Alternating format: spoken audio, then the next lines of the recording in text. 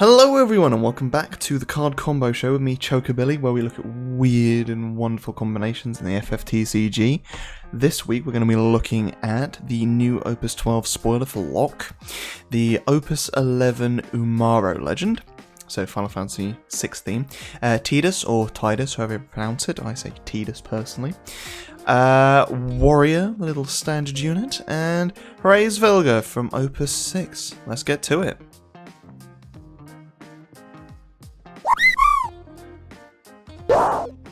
Okay, so Locke, 8 CP 9k forward, who is a dual colour ice and wind. With the text, the cost required to cast Locke is reduced by 2 for each card you have cast this turn. When Locke enters the field, select up to 2 of the 4 following actions. Your opponent discards 1 card from their hand. Choose up to 2 characters, dull them and freeze them. Choose 1 forward of cost 6 or more, break it, and choose 1 monster, break it. So he's got a lot of good enter the field abilities there, mostly the dull and freeze, but also he is a good Thanos answer as well because he can break him. But what I want to talk about mostly is his first line of text. So the cost required to cast Locke is reduced by 2 for each card you have cast this turn.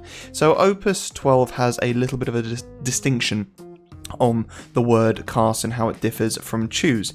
So there was a producer's blog not so long ago, a month or 2 back, talking about what it means to cast a card, and I've got this little excerpt here. So to cast a card is to pay the cost noted on the crystal on the top left corner of the card and place it onto the field if it's a character, or summon the card if it's a summon. In other words, the typical way of using the card is considered casting. Now there are a few exceptions to this, but firstly, like if you were to lower the cost of a card, even to bring it down to 0, you are still paying for its cost. Therefore, it is still being cast. So, even it's like with some action abilities, how they cost 0, you're still paying the cost. It just has to be paid. But here are some examples for you. So, Edge, for example, can reduce the cost of ninjas. Even if it becomes 0 and you play that ninja onto the field for free, it is still being cast as you have paid the cost. Minwoo, now he has an ability when he attacks, you can cast a summon of 4 or less, from hand. But that summon is being cast. So if it's a character and you are paying the cost, then it means it's being cast onto the field. If you have certain abilities which cast a summon from hand, or cast the summon, then it is considered casting. What is not considered casting are certain abilities like Devout, where it says play it onto the field. So things like Devout, or the 7-cost Phoenix, where they say choose a thing, play it onto the field. That is considered playing and not casting. It's like the distinction between choosing and selecting in this game. So just be wary of that when you're playing the game. Anyway, cards that combo with Locke. So Unei, not only the fact that she can flicker him, but due to the fact that obviously if you've got Unei, you're probably going to be running a reasonable amount of summons, and if you cast a summon, Locke's cost goes down by 2, so that's pretty good. But yeah, being able to flicker Locke, say you play Locke in one turn, and then, or you play Locke and then you cast a summon in the same turn, you might have paid a lot, but you have the chance to freeze 4 of your opponent's backups and make them discard 2. That is horrible, and you are stifling their hand very quickly. Or you're stifling their ability to generate any form of CP, so yeah, that's quite mean. So Diablos and Pandemonium, these guys are good because they reactivate the backups they require to be able to cast them, but they also have additional abilities. So obviously Diablos, you could be breaking a 5 CP forward and then reactivating all your backups, or you could be casting Pandemonium to deal 2 or 4k to your opponent's board, but then reactivating the backup you used to cast it. Now what is worth noting here is the fact that if you're casting a summon to lower Locke's cost, that summon should have a meaningful ability, because otherwise you might as well just use the card for discard fodder for Locke. So say for example you cast something like Glaz and you wanted to lower Locke's cost through that, but then the summon didn't really hit anything. Say your opponent reactivates the forward you tried to dull and freeze, or they activate it so it can't take 7k damage. That means Glaz has done nothing except for lower Locke's CP. So make sure the summons actually have a meaningful effect on their own and you aren't just using them just for Locke, otherwise they might as well have been discard fodder. Class 9th Moogle and Class 2nd Moogle. So obviously these guys can generate the CP required to be able to play Locke. So maybe you want to be just mono ice, but you want to play Locke? Now you can, because this guy can generate the wind required for Locke. And similar for Class 2nd Moogle. Say you want to be Fire Wind, which is very meta right now, with the whole March Ritz combo. But you also want Locke in it as well. Well, Class 2nd Moogle can generate the ice, and you've got generic wind backups to be able to generate the wind for Locke to play onto the field. It's also worth noting that Shantoto can generate CP of any colour as well, so if you've got one of the elements already covered, then she can do the other. So Mystic Knight. So when Mystic Knight enters the field, choose up to 2 backups. If the cost paid to play Mystic Knight included wind CP, activate them. So already she's got some similarities between Locke and herself, because both require wind for an ability. Or Locke requires wind to be able to be played, but you know what I mean. And the cost required to cast ice summons is reduced by 1. So this is a great combo, because you could cast this little Mystic Knight and reactivate 2 backups. Now her being played onto the field immediately reduces Locke's cost, but then she's also reducing the cost of the ice summons as well. So say you've got something like Mumba, you could cast Mystic Knight, that reduces Locke's cost by 2, and then you cast Mumba as well, maybe to finish something off or start dealing damage to it, and that will have only cost you 1, and that will also then reduce Locke's cost by 2, and then you can play Locke for 4 CP, sorry. But you can play a couple of these Mystic Knights in one turn, and effectively they only cost you the 1 CP each. Obviously they themselves count as 2 CP from your hand, as they are a card in your hand. But they can come onto the field, you could then cast a really cheap summon, and then you could bring in Locke for 2 CP. So there's a lot of good ways that these little Mystic Knights can work well. Now, you could combine this little Mystic Knight with Warrior of Light, because if any standard unit enters the field, reactivate 2 backups. Those little Mystic Knights already reactivate 2 backups, so being able to play 3 for them and reactivate 4 means you're generating CP value, which is awesome. But then also they can reduce the cost of the summons as well. But it's not just those guys, like any standard unit can be played into the field, reactivate your backups. That card being played has obviously reduced Locke's cost, and you're still generating CP. Minwu. So Minwu attacks, you cast a summon. That summon reduces Locke's cost. This is good. Okay, so Umaro. If you control a card name Mog 6, the cost for playing Umaro onto the field is reduced by 2. So another similarity between Locke and Umaro. When Umaro enters the field, choose one 40 opponent controls, put it at the bottom of your owner's deck, and at the end of each of your turns, choose one 40 opponent controls, freeze it. So some 2 very, very strong abilities there. The fact that you can just put one of your opponent's forwards to the bottom of their deck means that not only are they going to have to pay for it to come back onto the field, but they have to find the forward first. They have to either search or shuffle their deck until they can eventually get it, so it's a really good way of removing it without it being gone forever, but still kind of just as unobtainable. And then be able to freeze something at the end, or freeze a forward at the end of every turn, is just so strong. Like, Ice has got so many ways of dulling out your opponent's forwards, so to be able to guarantee a frozen forward every turn is awesome. Anyway, so Kadaj. Kadaj comes in at the end of every opponent's turn. That can dull out one of your opponent's forwards, and then at the end of your turn, Umaro freezes it. I mean, these 2 are pretty good together. I like Kadaj a lot as a card anyway, but what you can also use Kadaj for is when he enters the field, you can give Umaro Brave, and then you combine that with Snow. So attacking with Umaro, who's brave, can dull out your opponent's forward, so it's not blocking anymore. Deal that point of damage. You'll still have the Umaro to block in your opponent's attack phase next turn, even if they do have a forward. But then at the end of your turn, the forward that Snow dulled then becomes frozen through Umaro. And I think with Kadaj, it's also, it gains plus 2,000 power and brave. So for this turn, Umaro will be pretty big and formidable. Be dulling something out of the way, freezing it as well, so it's a really good combination. Gentiana. So the fact that Umaro can keep one of your opponent's forwards locked down means that they will have lost their abilities as well, which is really, really useful. I mean, the fact that Gentiana can also dull a forward out of the way, and then at the end of your turn, it then becomes frozen is really useful. But just being able to keep something out of the way and no abilities, because Gentiana has a across the board passive ability, it means that it affects them just as long as they are dull. Garland 9. So at the beginning of your opponent's main phase 1, your opponent selects one active character he or she controls and dulls it. At the beginning of your main phase 1, choose one character. You may pay ice. If you do so, freeze it. So this is good because your opponent has to basically decide, if I dull my forward, it's going to become frozen. So then they want to go for their backups, which means then they are stifling out their ability to play things. So you're really having to make your opponent think about, what do I do with this? And also, just the fact that you get to choose a character and freeze it in your turn as well, means that twice in the same turn, you're able to freeze two of your opponent's characters. Umaro a forward, and Garland you go for a backup, or a monster if it's got a dull ability. So you've got two opportunities here to be able to freeze things out of control.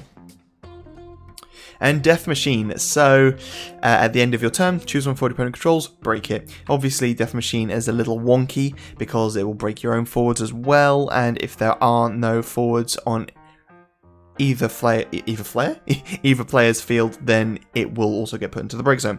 But the fact that at the end of your turn you can break one of your opponent's forwards and then also freeze another is really useful. If you combine this with Anima, you could break one of your opponent's forwards, that then dulls something out of the way, and then you can freeze it with Umaro. Awesome. And then Unei, because just bringing Umaro into the field and putting one of your opponent's forwards to the bottom of their deck, doing that with two forwards is really, really good. It's not being removed from game, it's not being broken, but it is being put somewhere which is really awkward for your opponent to find. Now, obviously, they should have a means of finding it if they really rely on it that much, but making your opponent have to pay more to be able to get that forward back is really useful. It's kind of what Ice does best, is makes your opponent pay. Okay, so Tidus. The category 10 forwards other than Tidus you control gain 1000 power. When Tidus enters the field, you may return one backup you control to its owner's hand. When you do so, choose one forward, return it to its owner's hand. So Tidus can return one of your own backups, and then and if you do so, then you can return either your opponent's forwards or your own forwards back to your hand. So here's some fun stuff to do. Viking. When Viking leaves the field, draw a card. So you return a backup to your hand, and you can return Viking back to your hand. You draw a card. You can then discard that Viking for Layla to then bring that Viking back in, and you draw another card. So what's happened is you've paid for Tidus to draw a card effectively. You also got the backup back to hand as well, and then you've got two cards off of Viking and Layla coming in. So that's a really good combo. Similar sort of thing with Thief. So when Thief leaves the field, your opponent mills a card. So you can return a backup to your hand, Thief comes back to hand as well, you can play Thief again, or you can go deeper down the rabbit hole and combine it with Mion. So Mion, for example, you could, let's go through the motions here. You play Thief onto the field, you play Mion, or you could already have Thief on the field. You play Mion, you bounce him back to hand. Your opponent mills a card, you draw a card off of Mion.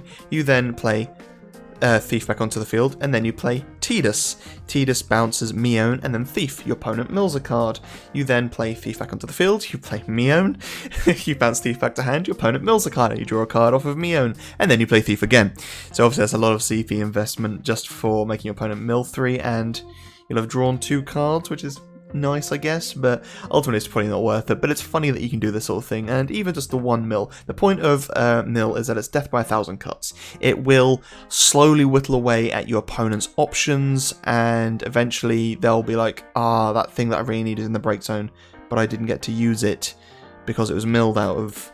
Damn. If you can combine it with some sort of card that gets rid of your opponent's break zone, that's even better, because you're milling the cards out and then you're removing it from the game. And Kate Sith. So Kate Sith's awesome. The fact he's only a little 2 CP backup, but you just get to look at your opponent's hand. Even if it's backups, you know what's there. So maybe you've got a couple of forwards you want to attack this turn. Your opponent's got a relatively full hand, and you need to know what's in there. You play Tidus to bounce Kate Sith back to hand. Play Kate Sith again. You look at your opponent's hand. If they've got any summons or forwards, get them out of there. And then you can just go swing with whatever you want. Even if they don't, if they've got a hand full of backups, you now know they've got a hand full of backups and they can't do anything with it. So it's always nice being able to use this little trick to be able to just find out what your opponent's got. And Chelinka. So Chelinka obviously can return herself back to your hand using her own ability, but what's better than that is not having to pay for her ability. So you play Tidus onto the field to get Chelinka back to your hand, and then hopefully bounce one of your opponents forwards, and then you play Chelinka back onto the field. You've got a forward then that can attack twice, and if Tidus did bounce your opponent's only forward, then that forward will be dealing 2 points of damage, which is pretty cool. And Shantoto, so sometimes needs must, and you cast your Shantoto, remove everything from the game, and I don't know, 5 or 6 turns later, you're kind of back where you started. Your opponent's got 4 or 5 forwards, and you've got like 2, and you're like, what do? I need my Shantoto again. You cast Tidus onto the field, you bounce Shantoto back to hand. You also, and because you've bounced a backup, you have to bounce a forward. And this is the thing: if you do bounce a backup with Tidus, you have to bounce a forward. So if you play Tidus onto the field and he's the only forward there, and you do bounce a backup, you're also bouncing Tidus back to your hand, so it's kind of a silly play. But either way, bouncing Shantoto back to your hand and then bouncing one of your own forwards back to hand, so then you've got that forward safe from Shantoto's ability, and then you can replay Shantoto to just clean the slate.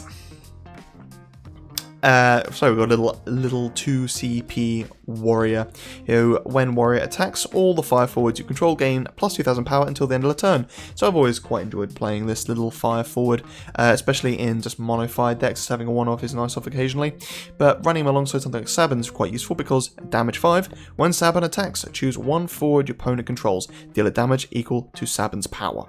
So the fact that you could maybe even party attack with these two, stack Sabin's ability first, then Warrior's ability, Warrior resolves, Sabin becomes a 9k, and then Sabin's ability will deal 9k to something, so that's pretty good. If you've got the bro down, it'll be 10k to something.